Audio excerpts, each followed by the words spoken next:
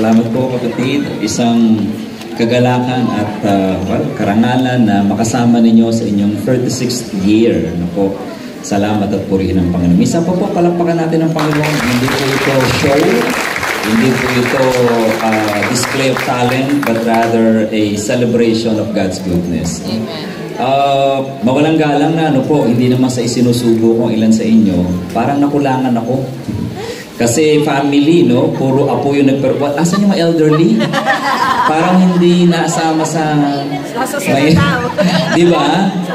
Sabi kanina ni kapatid, sila dati sumasayaw. Sabi ko, hindi ako naniniwala kasi hindi ko nakikita eh. So again, hindi naman sa sinusubo ko kayo, pero parang gano'n na nga yata yun. Pero hopefully, wag naman kayo mag-pressure na po. So, ang tema ho natin ay we will serve the Lord. So, same text po tayo, Joshua chapter 24, verse 15. I'll just read it and we'll go from there. 24:15 ng Joshua. As we go along, I'll explain what happened there. Kung ayaw nyong mag-serve kay Lord, yung pag nasa Bible, ang ginagamit ko pa popular version. Pag napasin niyo yung salitang Lord, all caps, tapos mas malaking letter L, it's the covenantal name of God. Kasi sa Bible, ang gamit nila ay Yahweh or Jehovah, which is God, Elohim, translated to Jehovah, and then Adonai, puro small o. Okay. So Lord, this is the covenantal God. He was talking about Yahweh. Pumili kayo ngayon kung kanino kayo magsaserve. Sa mga Diyos ba ng mga ancestors nyo na pinaglingkuran nila sa Mesopotamia? O sa mga Diyos ng mga Amorites kung saan kayo nakatira ngayon? Basta para sa akin at sa pamilya ko, kay Lord kami mag-serve. Which is always our mantra. Tayo po'y manalangin. Panginoon, we commit to you the message. Even as we come before you, continue to speak to us and minister to us, Lord. Bless us, Father God. We give you thanks and praise. Amen. Amen. Okay, so me and my household, yan po yung pamagat ng mensahe natin. Pag-usapan muna natin si Joshua bilang leader. Doon po sa Deuteronomy chapter 31 verse 23. Babasahin ko po sa English Standard Version. And the Lord commissioned Joshua the son of Nun and said, Be strong and courageous, for you shall bring the people of Israel into the land that I swore to give them. I will be with you. Okay, malinaw sa atin na during that time, although it's looking forward, wala na po si Moses, si Joshua na. At predicted naman po yun. Of all the people na nakasama ni Moses, si Joshua ay nanatiling tapat. And therefore, yung mantle of leadership was given to Joshua. Now, Moses was a big shoe to fill in. Okay? Malaking sapat, para bang si Pastor Lubimin. He's a big shoe to fill in, kaya walang gustong tumayo. Kasi walang pwedeng pumantay at natatakot tayo. But kailangan ng bagong leader. We need someone that will stand, someone that will bring the people to the promised land. Okay, this is about Joshua. And I don't know about you, ano man yung pangako ng Panginoon sa inyo. I know yung inyong vision, yung inyong tinatakbong plano ng Panginoon. Kasi po, ang paniwala, ako po personally, paniwala ko, bawat simbahan ay may panawagan mula sa Diyos. Bawat simbahan may ginagampan ng papel sa Diyos. Kaya hindi tayo pwede magkumparahan. Hindi tayo pwede magpagalingan. Kasi kung ang tawag ng Panginoon sa Glorious Covenant, for example, yung magsimula ng mga simbahan, gagamitin ng Diyos ang inyong karanasan, ang resources ninyo, ang inyong galing, para magsanay ng ibang mga Kristiyano, ng ibang mga simbahan, para manganak din sila ng mga simbahan. Kung ang galing halimbawa lang, ng simbahan namin. By the way, binabati po namin kayo sa pangalan ng Gig Evangelical Ministry, God is Good, at ng Rohi Christian Ministry dito po sa Bulihan. Maligayang kaarawan po sa inyong lahat. 36 years ng katapatan ng Panginoon. Ayan po. Kung halimbawa ang galing namin sa Gig, God is Good Evangelical Ministry, ay pagtuturo ng salita ng Diyos. Gagamitin kami ng Panginoon para ituro ng maayos at tamang papapaliwanag at pag-ungkat ng kapaliwanagan ng salita ng Diyos sa mga mananampalataya. Kaya hindi pwedeng sabihin na nagpapagalingan o kaya mas mahusay si Juan, mas magaling sa isa. Hindi po. Ang tawag natin dyan ay anointing o sa ibang salita ay enablement. Okay? Kung hindi tayo familiar sa salitang anointing, enablement will do. Ibig sabihin, pagbibigay lakas, o kakayahan ng Panginoon. Basically, that's anointing is all about. Pagbibigay ng kakayahan o kalakasan, pagsama ng Diyos sa isang tao. Anointing or enablement. So si Joshua was chosen, hindi siya sanay mag-lead. Joshua was a military leader. Hindi siya administrator. Si Moses was an administrator. For 40 years, for 40 years, about 2 million people pinangalagaan niya. Napakain niya, nabigyan niya hindi na binigyan ng damit, pero hindi na lumangkal ang kasuotan. Tuwing may kaguluhan, naaayos niya, bagamat ang kanyang susi, pagkakit sa bundok at pananalangin at pagtawag sa Panginoon. Pero ang punto, administrator si Joshua. And this time, papasok sila sa lupang pangako, digmaan ang harapin nila, kukunin nila yung mga lupain, bagong tao, bagong lahat, etc. Kasi alam natin, nag-atras sila dahil dapat 40 years ago, nasakop na nila eh. Pero ang punto lang, kailangan nila isang military strategist. Bawat season ng buhay natin, hindi pwedeng yung style natin noon, gagawin pa rin natin ngayon. Siguro, i-recast lang natin. Parang mga brand ng mga shampoo natin o toothpaste natin. Napansin nyo, pareho naman yan eh. Ang pinapalitan lang yung packaging para magmukhang fresh, para magmukhang bago, para magmukhang, uy, ganda naman ito. Yun din yun. Okay, may dilig na konti, tataas ang presyo, para may dahilan sila para magtaas ang presyo. Pero it's the same. May bagong packaging. Same thing. Pag may bagong season ng Diyos, we need a new leadership. Ngayon, 36 na tayo, maaaring dinadala kayo ng Diyos sa isang panibagong ihip ng hangin, sa isang panibagong lakbayin, sa isang bagong pangako ng Panginoon o papapatuloy ng pangako ng Diyos, but there must change of leadership. Kung hindi man literal leadership, magpapalit ng leadership, maaaring hindi naman yun. Pero baka kinakailangan i-revisit the way we manage GCM in the past 36 years, the way you manage your, anong tawag niya dyan? Outreach? Anong tawag niya dyan? Chapter? The way you manage your chapters, baka kailangan i-revisit at tingnan para na sa ganun umakma sa ating panahon. Para na sa ganun masabi natin that we are on the cutting edge, that God is still using us. Hindi na po pwedeng inuupo lang tayo, tataas-taas ng kamay, aawit-awit ng konti, tapos okay na tayo. Hindi na po ngayon magiging katanggap-tanggap yun kasi napakabangis ng mundo. Marami pong nangyayari sa mundo na kung hindi tayo equipped to, sabihin natin, sumabay, may iwan po tayo. Akala natin, well, Kristyano pa rin naman tayo, pero akala natin, we're still on the cutting edge. Akala natin, effective pa rin tayo. Para pag lumabas ka sa mundo, hindi ka na maintindihan ng mundo. Kasi iba na ang wikang sinasabi, ang ginagamit ng mundo, iba na ang lengguwahe ng mundo, ang lengguwahe mo nandito pa rin, hindi ka pa rin maintindihan. I'm not talking about speaking in tongues. Hindi ka pa rin maintindihan ng mundo. Bakit? Kasi hindi mo na ilagay sa tamang konteksto ang iyong pananampalataya. This time, they needed a new leader because there's a new territory to conquer. Nasusundan? So sa atin po, sa mga simbahan o chapters natin, may ginagawa ang Diyos. And things must change. May mga bagay na dapat baguhin at hindi natin pwedeng tanggapin dahil nandyan na lang. May mga bagay na hindi naman kinakailangan totally babaguhin, but kinakailangan i-revisit, i-revitalize ang term ng iba, bihisa ng bagong mukha. Tingnan natin mabuti, what will click, what will tick, base ho sa prompting ng Diyos sa ating lahat. Joshua, the new leader. Second, hindi lang siya bagong leader. Pag tinignan din natin, you have also Joshua in his conquest. Anong style ni Joshua? From the very beginning, military tactic na po ito. Ang ginawa niya is what yung tinatawag natin ngayon, divide and conquer. Okay? Ang ginawa niya, pagpasok niya sa lupang Kanaan, yung unang bayan, which is Jericho, pinabagsak nila, pinulubog nila sa pamamagitan ng paglalakad at pagiging tahimik, last day nila, nag-chant sila, etc., etc. Then, bumagsak yung wall. And we believe na bawat chapter ng ating ministry, bawat panibagong pagpapalit ng mukha ng ating lakbayin sa Panginoon, kailangan natin ng mga strategy na binibigay ng Diyos. Huwag lang tayong mangopya. Huwag lang tayong mag-search sa internet. Huwag lang tayong mag-download. Walang masama dyan. Okay lang yan. Pero make sure na ang inyong tinatanggap, ang inyong dina-download, ang inyong tinitingnan, ang inyong ginagaya, ay may pagbabasbas ng Diyos sa inyo. Yun ang mahalaga ron. Amen. Dinilid ba kayo? Dinala ba kayo ng Panginoon para gayahin ang 40 days steps to God? Nilid ba kayo para sundan ang 8 paths for deliverance and freedom? Nilid ba kayo to follow a module of discipleship? Go ahead, walang masama dyan. Just make sure nilid kayo ni Lord to do that. Kasi pag hindi, it is just another strategy.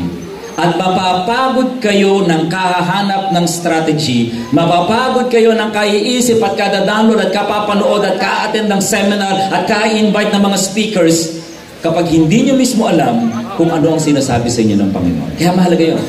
Now, I believe yung leadership ninyo, yung council ninyo, hindi kayo tatagal ng 36 years kung hindi kayo kinakausap ng Panginoon, kung hindi kayo ginagabayan ng Diyos.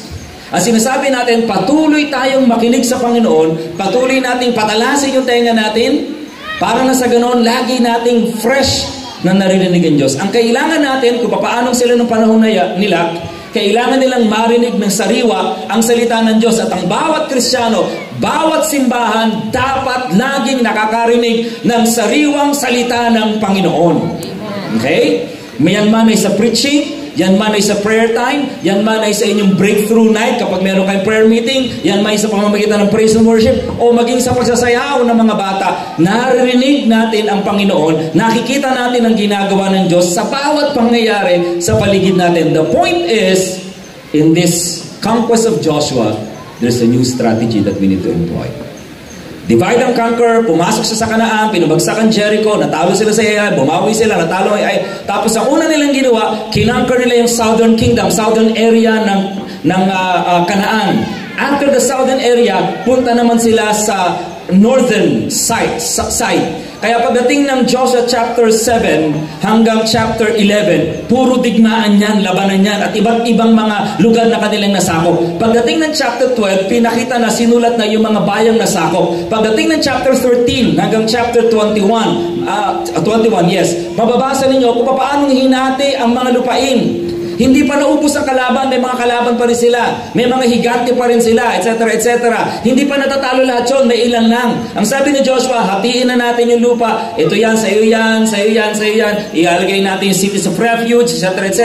Pero you will have to go and conquer your land.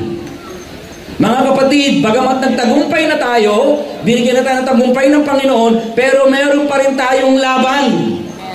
Hello? Anong sabi ng Panginoon sa kanila? Hindi niya biglang tinalo yung mga kalaban kasi hindi pa sila handa.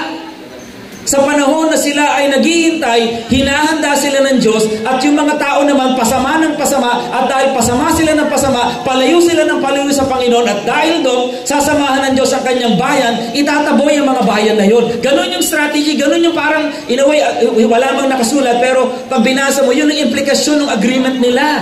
Nasusundan? Pag tinignan natin, yun ang kanilang gagawin. Kaya sa buhay natin, yes, nangako ang Diyos, yes, buhay ang Panginoon, pero tandaan nyo, you still have to fight your battles. Tama? Alam nyo, kanina, galing ako ng Rohi, sabi ko, Panginoon, hindi mo matatapos yung problema. Parang lagi na lang may problema. Sabi nga ni, hindi ko lang banggit ko sa inyo last time, sabi ni C.S. Lewis, as I feel that when God is blessing me, He is preparing me for the next blow. Sabi ni C.S. Lewis. C.S. Lewis yan. Para bang pagkatapos ng kay iba ayaw magsaya eh. Napansin nyo? Kapag maganda yung nangyayari, ano sabi ng iba? Oy, magsasaya ka, huwag kang masyadong masaya, huwag kang pakakasiguro. Pagkatapos niya, iiyak ka. Makinig kayo sa akin, ano po? Wala akong nabasang sa Bible. Wala po akong nabasa sa Bible na patapos mong magsaya, iiyak ka. Pero, ito ho ang pangako ko sa inyo. Sabi ho ng awit 30, Psalm 30. Okay? Weeping may last for a night, but rejoicing comes in the morning. Yan ho ang may verse sa Bible. Okay? Pero yung kung paniwala natin na magsasaya ka tapos iiyak ka sa huli, wala hong basis sa Bible yan. Karanasan siguro meron. Siguro ang mga Japanese may term dyan. Nakalimutan ko, matagal ko nabasa kasi. Pero may term sila para dyan. Pero tayo mga Kristiyano, ang pinangahawakan natin, totoo yan o hindi, Psalm 30, weeping may last for a night. Iniwan ka ng asawa mo for some reason, iniwan ka ng jowa mo for some reason, bumagsak ang negosyo mo for some reason, bumagsak ka sa eskwela, hindi mo nakuha yung award mo, na disiplina, whatever. Weeping may last for a night, but rejoicing comes in the morning. Get ready! Rejoicing is about to come. Mga kapatid, malapit, sabi mo sa katabi mo, malapit ka nang magsaya. Malapit na tayo magsaya. Amen. Yun din ang tanong ko eh, Panginoon, hindi ba matatapos ng problemang ito? Palagi na lang ganito. Tapos kumakanta tayo kanina, yung huling line, yung time, ano yun? There is always time. Tama, ano? Yung, The Lord is always on time. yun, the Lord is always on time. is always On time. Na-comfort ako noon, kanina, nung nag-worship tayo. The Lord is always on time. Di ba? Sabi nga ni Dr. Ed Banzuelo, there is a prepared place for a prepared person. Kailangan lang handa ka. Sabi ko noon, ang goal namin ay lumabas, mag-church plant or what. Kaya lang binalik sa akin ng Panginoon eh. And handa na ba kayo? Sabi ko, hindi pa nga Lord. Oo muna, huwag ka muna magmadali. Relax ka lang. Masyado ako mainit eh. Handa ka na ba? Gusto natin yung blessing, milyon-milyon, etc. etc. Kumusta ka nung sumweldo ka nung April 15? Saan napunta yung pera mo? Baka puro ka delivery. Parcel. Baka puro ka papaganda. Wala namang masama dyan. Kailangan talaga na ipa sa atin yan. Pero ang punto lang, baka yung maliit na halaga, hindi natin alam paano i-steward. So, paano kang i-bless ni Lord? And remember this, di ko alam kung nasabi ko na ito sa inyo. Kapag meron kang 10,000, 10,000 rin ang problema mo. Therefore, kung meron kang 1 milyon, 1 milyon din ang problema mo. Oh, gusto pa ba ng 1 milyon? Yung 10,000 lang, sakit ng ulo mo, nagkakasakit ka eh. Pero iba, okay lang, bring it on. Bring it on. Hindi nyo alam ang sinasabi nyo mga kapatid. Tanungin nyo may mga problema ng mga milyones. At sasabihin nila, sige, palit tayo. Parang ang sarap kasi pakinggan eh. Milyon-milyon, limpak-limpak na salapi. Pero pag nandun ka na sa pwesto nila, sasabihin nila sa iyo, palit tayo. Kasi ikaw nakakatawa ka pa. Ikaw mamayang hapon, huwag hapon pala kayo, bukas na lang. O sa next Sunday. Nakakapasyal-pasyal pa kayo, di ba? Yung iba hindi na, nung nagsisimula si, bagay reference ko nun yung kilalang Brother Eddie. Sabi niya noon, nakakapasyal sila sa mall. Nung unti-unti na siya nakikilala, hindi na siya basta-basta pwedeng mamasyal. Kasi dinudumog na siya ng mga tao eh. Mayat na, pag nasa mall, nagpapapray. Lahat gusto magpapray. So parang nawala siya ng time sa family. Yung mga simple joys, alam niyo yan? Di ba? Yung pupunta ka sa kanto, bibili ka ng inihaw, bibili ka ng soft drinks, kakain ka, magkukwentuhan kayo, magtatawanan kayo, magtitinga-tinga ka ng konti, tapos tatawa kayo, hindi mo na ma-enjoy yun. Kapag 1 milyon ang problema mo, buti nga kung makakain ka pa eh. Di ba? Pero yun ang gusto natin kasi nga, hindi natin alam. Kaya nga sinasabi sa atin, it's a new conquest, therefore, it's a new strategy. Okay? Joshua and his conquest. And then next, you have Joshua and his vow. Ano ang vow ni Joshua? Ang sabi niya, ito na yung kwento, and if it is evil in your eyes to serve the Lord, choose this day, dalawang reference. Sabi niya, mamili kayo. Sino paglilingkuran nyo? Yung Diyos na pinaglingkuran nila Abraham nung araw, pwedeng yon, or pwede rin yung Diyos na pinaglingkuran ng mga ninuno natin sa Egypto, 400 years sila sa Egypt.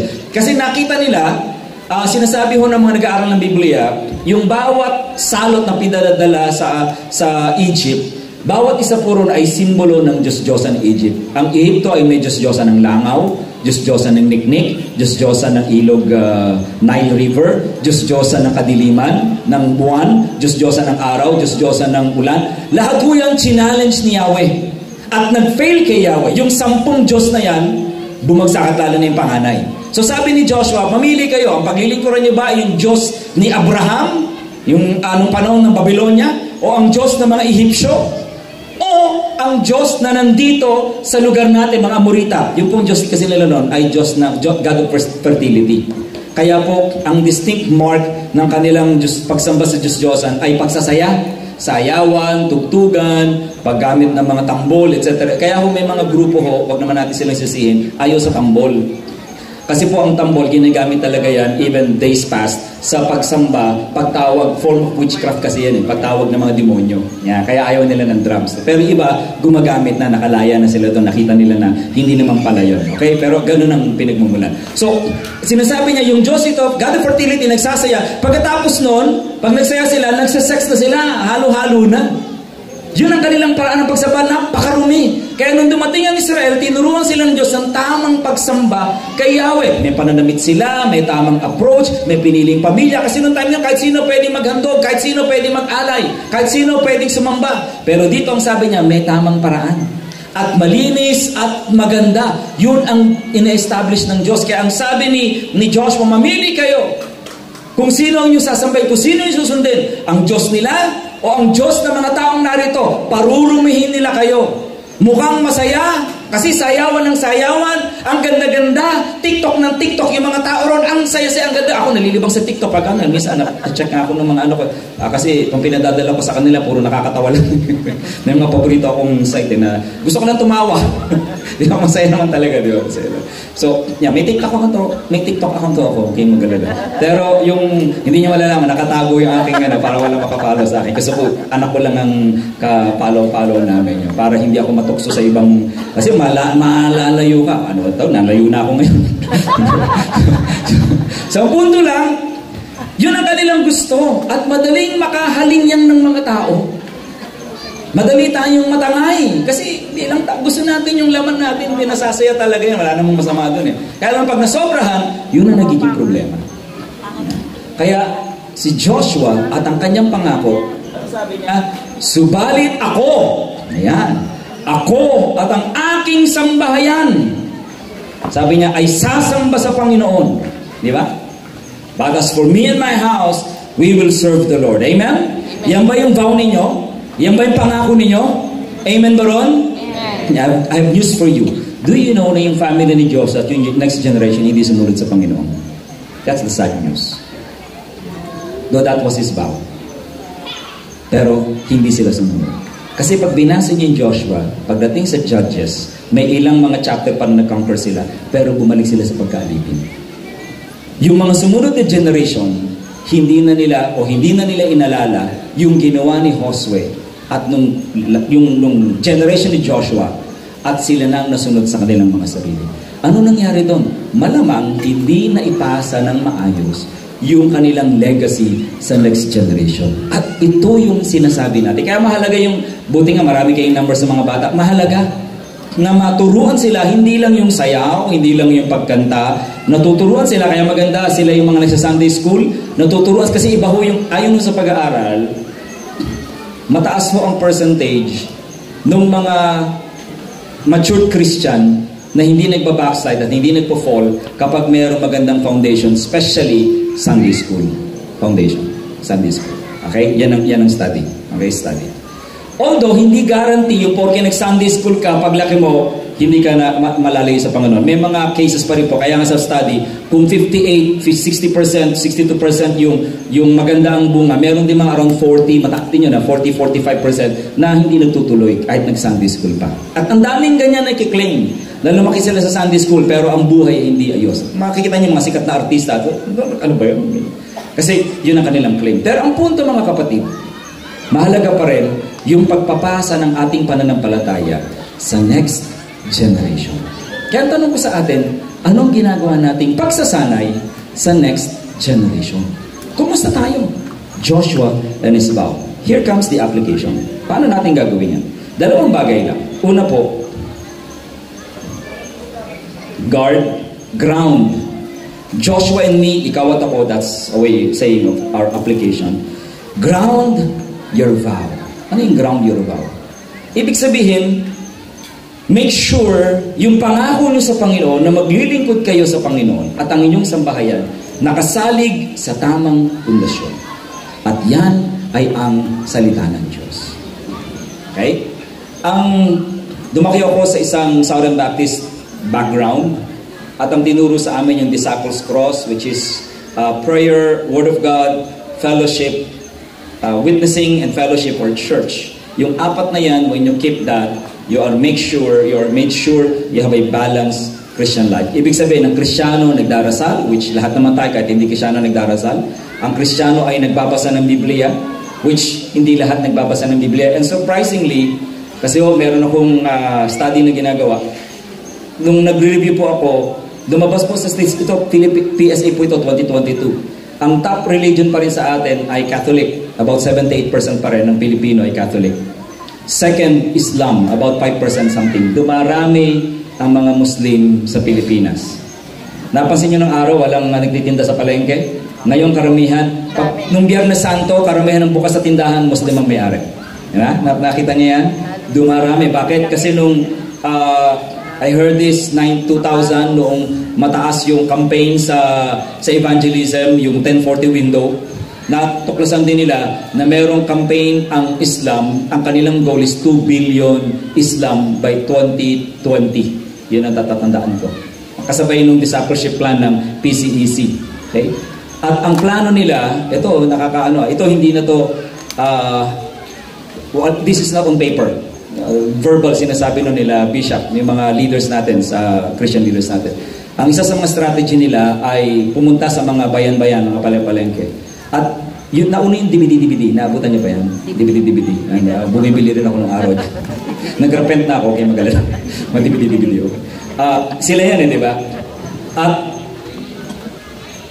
mag-aasawa sila 2 na 3. Meron silang finance. Tataka kayo, hindi naman kumikita yung mga DVD nila eh. Pero tuloy-tuloy yung negosyo. Kasi funded po yun. Yung time na yun, at least yun ang sinasabi ng mga Christian leaders natin. Tapos, ang goal nila mag-asawa na mag-asawa. Kasi, ang kinukuha nila, yung mga walang pag-asa sa buhay minsan, yung mga walang, di ba? Yun ang kukulang asawa, tapos mag-anak, tapos dadami sila. Ganun ang kanilang strategy nila yun. Kaya ngayon, tingnan ko yung, kaya ko naalala yun, kasi nung binalik ako may statistics na binabasa ko, number 2 Islam, sabi ko, nag-work yung strategy nila. Ngayon, ang dami nila. At alam niyo kung anong pangatlo? Iglesia ni Cristo. Nakakagulat. Iglesia ni Cristo. About 2% of Filipinos confess that they affiliate themselves with the religion of Iglesia ni Cristo. Okay? Tapos, nasa ibaba, ang pangatlo, pang-apat data ay Bible Map yata, kung nagkakamali. Okay? Tapos, nasa baba ng iba't ibang mag-evangelicals. 0.0 something na lang tayo percent. At yun ay collective, hindi lang isang group. Kung inaakala natin that we are having the right hand of evangelism sa Pilipinas, nagkakamali po tayo. Dumarami po, lumalakas uli ang Katoliko ngayon. Dumarami uli sila. At ang puwersa ng Kristiyano, humihina at lumiliit. Nasusundan natin? Kaya huwag tayong pakarelax. Akala natin lumalago tayo, akala natin dumarami tayo. By statistics po ng PSA, by religious affiliations, hindi po tayo dumarami. Kumunti po tayo, lumiit po yung bilang natin. At mataas pa rin ang number nila. Sundan natin, ground your vow. Marami sa ating Kristiyano, nakapag-asawa ng Katoliko, naglipat ng reliyon. Di ba? Maraming ganyan. Yeah? Mapababae, malalaki, hindi lang babae, kahit lalaki, nagpapalit din ng reliyon. Maraming ganyan. At siguro may mga kakilala kayo, mga miyembro kayo, ganyan na nangyayari. Malungkot. Ano po? Although ba't ang huli, makikita nyo, bumabalik ka, etc. Pero ang punto lang, nanalayo sa Diyos.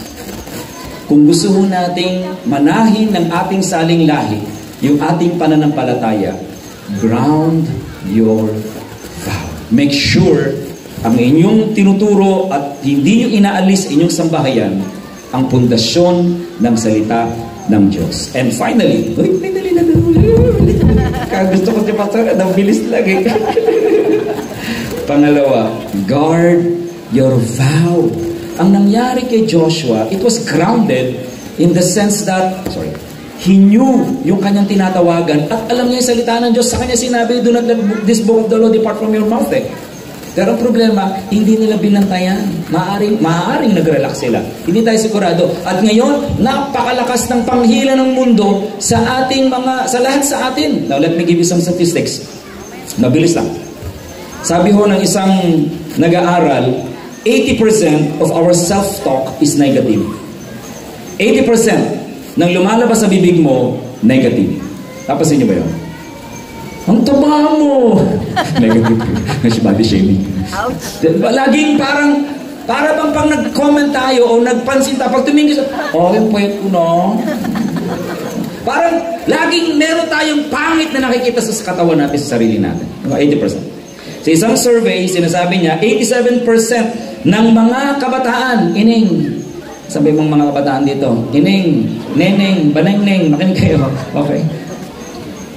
87% daw na mga kabataan na sinurvey nila, they do not like their appearance. Hindi nyo gusto yung itsura nyo. Somehow, merong parang mali kayo nakikita sa itsura nyo. 66% ang feeling nyo, underachiever kayo. Underachiever kayo. Kaya nagpipilit kayong kumuha ng attention sa ibang mga tao, sa mga tao. 56%, you hate your personality. Ayaw nyo, galit kayo sa person. Ba't ba ako ganito? Ba't ba ako ganito? Ba't ba ako lagi nainis? Ba't ba ako Wata mo, pati pagkainis mo, kinainisan mo na rin. Di ba? So, talagang ayaw mo sa sarili mo. Yan ang sinasabi nila. And 26% felt na kulang sila sa karunungan. Yun ang feeling nila. Kaya binubus na oras nila sa ibang mga bagay. Okay? Yung daw photo-based media app. Uso ngayon. Lalo ngayon. Uso na naman ngayon. Yung ginagawa nyo, animation. Picture kayo ng family o kami mag-asawa. Tapos ikiklik mo lang, magiging animation. Di ba? Sabi ho ng study, are you listening? Photo-based media app shows the telltale signs of physical dislike. Yun daw paggagamit natin. Kahit yung AI. Gumamit pa kayo ng AI? Hanapin natin AI. Sinasabi na kasi hindi mo gusto yung iyong itsura. Kaya, ano kay itsura ko pagka ganito? Yan, brown, yan. Yung tipong Hawaiian, yung tipong bata pa ako, etc. etc. Yan ang sinasabi nila. And then, personal care in terms of beauty products, alam nyo, $2.9 billion ang kinikita ng mga negosyante dyan. At number 1 dyan, ang mga produktong pagpapaputi. Kata nyo, kahit yung mga panlaba ngayon may pampaputi. Pag naglaba ka ginamit, mapuputi ka rin. Grabe yun. At yun ang binibili natin. Gusto natin pumuti lahat. Matagal na ko sinabi yan, yung mga Western, mga Caucasian, gusto nila yung kulay natin. Kasi nga magandang panlaban sa araw at ngayon, hindi ang sikat. And then, ito sabi niya, the average man uses 5 to 7 personal care products per day. Gel, pabango, ano pa? Ngayon, kahit lalaki nagpa-foundation, napansin niyo? Nung araw, walang lalaki nagpa-foundation. Sunblock. Pero ngayon, pati lalaki nagpapais ng kilay. Alam niyo ba yun? May mga lalaki nagpapais ng kilay. Ano nangyari? Wala namang masama. Wala namang masabi sa uro nun. Pero ganyan di ba? Yung mga kulot, nagpapaunat. Di ba? At yung mga unat ng buhok, alam niyo na. Biktima tayo nito di ba? Sabi niya, the average woman naman uses 9 to 12 beauty products, body care products. Ang dami. 9 to 12. Grabe. Ano ba nangyari sa inyo? Kakapal naman ng mga natin, lahat ginilagay natin. And sabi niya, the average teenage girl uses 17 different things to make you beautiful.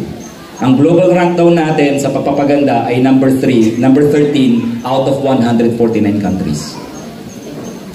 Grabe, pinakakitaan tayo ng Thailand at ng South Korea. Kasi yung papapaganda, di ba? Listen to me. Pag ang Diyos ko kumilos, pagbabantay sa ating pangako sa Diyos, hayaan po natin gawin ng Diyos ang kanyang gagawin sa buhay natin. Kapag ang Diyos po kumilos sa inyo, may mga bagay siya idaragdag. Amen? At may mga bagay siyang tatanggalin. Handa na aray? Handa na kayo doon? Kapag gusto natin ang paggalaw at pagkilos ng Diyos, may mga bagay ang Diyos na tatanggalin. At kapag tinanggal ng Diyos, huwag niyong habulin. Sabi mo sa tabi mo, huwag mo nang habulin. Na natin habulin. Tinanggal na nga ng Diyos Kaya alam niyo, dami-dami natin problema, sakit ng kalooban. Pilit natin binabalik. Alam niyo yan? Pilit natin ibinabalik yung mga inalis na ng Diyos sa buhay natin. Kapag inalis na ng Diyos, pabayaan niyo na. May sarili ng journey yun. Okay? Okay? Ngayon kung sinabi niyang, kapatid, sabi ng Panginoon, balik ako sa inyo. Well, it's another story. Pero ang punto lang, kung inalis ng Panginoon, hayaan niyo lang. Kasi ang Diyos din ang magbabalik dyan kung kalooban ng Diyos. Dahil kung hindi kalooban ng Diyos, masasaktan ka lang. Masasaktan ka lang. Masasaktan ka lang. Mahihirapan ka lang. Mag-struggle ka lang. Okay? Kaya mga kapatid, guard your vow. Bantayan niyo yung pinangako niyo sa Diyos. Huwag niyo hayaang mawala ang pinangako niyo sa Diyos. Sa buong buhay ko, 3 lang po yung naging covenant ko sa Lord. Yung unang covenant ko sa Lord, nagsisimula pa lang ako sa ministry. Sabi ko, Panginoon, I know how stubborn I am. Please, Lord, kapag ako ay lumalayo sa iyo, hilahin mo ako. Kung kinakailangan, kalad ka rin mo ako. Kalad ka rin mo ako. Yan, yun yung lalaking kalad ka rin, di ba? Sabi ko, kalad ka rin mo ako, Lord. Ang picture niya, yung asawa ni Lot, yung asawa ni Lot, yun ang binigyan ng pangalan, di ba? Ayaw lumabas ng Sodom and Gomorrah. Kinakailangan pang kalad ka rin, pero talaga matigas ang ulo eh. Tumingin pa rin hanggang sa naging haliging asin na nga, di ba? Ang sabi ko lang, Panginoon, kalad ka rin mo po ako, okay na po ako. You know what? Sabi ko, Lord, ang part ko ng bargain, I will be faithful to you, Lord.